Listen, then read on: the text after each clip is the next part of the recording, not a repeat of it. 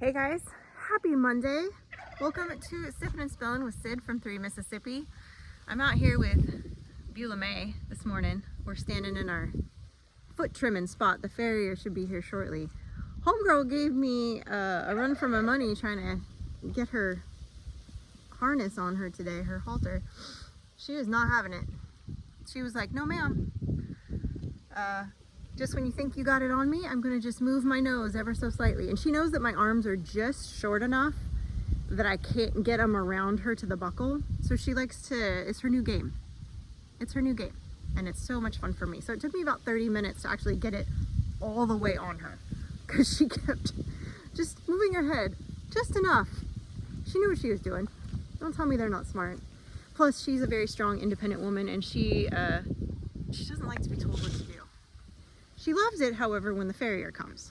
She acts like an angel for him every time. I'm also sorry I don't have my microphone on because I didn't think I was going to film this just now, but I decided to. Sneak peek, guys, I'll give you real quick. Let's see if I can find it. There we go. It's coming along. Got a lot done this weekend.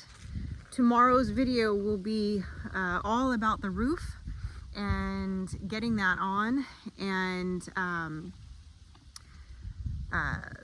getting it to the point that we're at today. Hopefully Mike is working, but he's hoping to be able to take some vacation time today and work on it. If not, with it being President's Day, happy President's Day by the way, all of our stores around here are closed. But worst case, what I'm going to do, because we are supposed to get down into the teens in the next couple of days, and I have all those babies coming. So if this brooder is not ready for me to actually put birds into, then I will have to go to plan B, which is do them in the stock tank, and I'm just going to put them in my office, I think, for like a week. So that'll be fun. I'll have to move some things around and make that work, but we'll figure it out, you know. Bunko's down here screaming at me. You hear him? Bunk, where'd you go?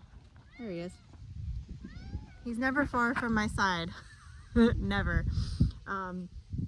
And so anyway, he just texted saying he's at my gal I go to church with, who lives a little further away from us. He's just leaving her place, so he was running behind, which, you know, farriers tell you I'll be there at 8 a.m. that means noon. So he said I'll be there at 10:30. So at 10:30 I went out and started trying to get her rallied up. You're fine, ma'am, you're fine. You're so dramatic. And so anyway, so he's on his way now. Like I said, she'll be an angel for him when he's here, but you know. So we did a big Home Depot run last night. We're doing the bottom and part of the wall of the brooder and the vinyl flooring, just whatever was on sale. Because we did that in the coop, and it's worked really well for me to be able to like clean it out, gut it, and then, you know, do, you know, rebedding it with sand or whatever. In this case it won't be sand, but get all that stuff done and have it squared away.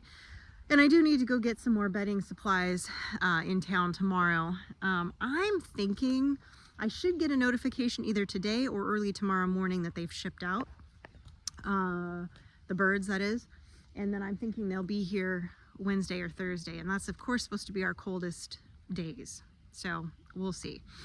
We'll see how that goes, but you know, is what it is. And I've got, of course, we've got these cold temps. I've got turkeys over here.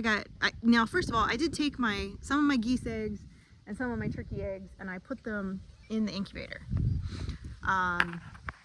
In fact, tonight I need to try to check and see if they're moving along as far as fertility goes. They also laid another clutch out here for the geese that they're sitting on, and then the turkey also laid a few eggs in there, and then also laid another clutch like on the other side. And then I found a duck clutch out here, a mixed chicken clutch that my Orpington is sitting on inside the coop, and another duck starting a clutch in there. So I will have plenty of things to put in the brooder over the next month. But yeah, provided all the boys have been doing their job, Now, like I said, I've got one rooster right now. In fact, he's right there, right on the inside of the door. And then I've got one male gander of my geese, and then I've got a tom, only one tom for the turkeys right now. And obviously I'm not trying to get babies out of the broad-breasteds, but I'm pretty convinced they are as well, breeding with him. Well, that I've seen, and I think that they're laying eggs. So until they hatch out, I won't know whose eggs they are, but we'll figure it out. It's meat either way. I wouldn't continue to breed the broad-breasteds with them, but you know, that is what it is. But we've got all the supplies now for the actual brooder, as far as I know, which is good. And then just kind of plugging away at that project and trying to get it done this week. They said we were going to get snow and sleet. Now it's just looking like it's going to be super cold. I think they said somewhere around 13 degrees, which isn't like, I mean, we've had it colder here before, but it's also supposed to be, as it stands right now, windy through here. And y'all know that wind chill factor is no joke. When it gets to whipping, it gets to whip in. So it can just feel like, you know, ice in your veins. It gets so cold. But it's, you know, is what it is. So hopefully we can get through this week, keep everybody alive and comfortable and, you know, content with all of that, and be able to get that project done. And then we can, you know, move back onto some other things. You know, we're not out of the woods yet for the rainy season by any means. So rainy days we'll be working in the shop once this brooder's done, getting that done. And then I know Mike needs to get on starting his seeds soon. So he's definitely got a list of stuff that he wants to get done. The kind of the end of winter is sort of the beginning of his busy season, if you will, because he's got to start a lot of his seed starts and kind of really plan out his garden as far as like the layout of where he wants to put things and which row he wants what in, and does he need to add a row, does he need to amend a row, all of that stuff. So we'll see how that goes over the next few weeks, and I'm sure we'll be sharing some of that with you in the video as well. So yeah, hopefully, if we don't get the brooder done in time for the birds to get here, if we don't get it to the point where I can put birds in it, like I said, tomorrow I'm going to go get a stock tank, and they'll be in there for a few days in the house, because it's going to be very cold, and it's going to be too hard for me to keep them warm in the garage. Even with the heat plates, it gets too cold in there, and it's drafty. And you know, those of you that have ever had, you know, oh crap, her thing just came undone. That's fun for me. Miss Ma'am. As I'm standing here, she managed to undo her tie. That's why they make those little robber's knots, so that they don't hurt themselves when they try to pull. But it also means that sometimes they can get out of them.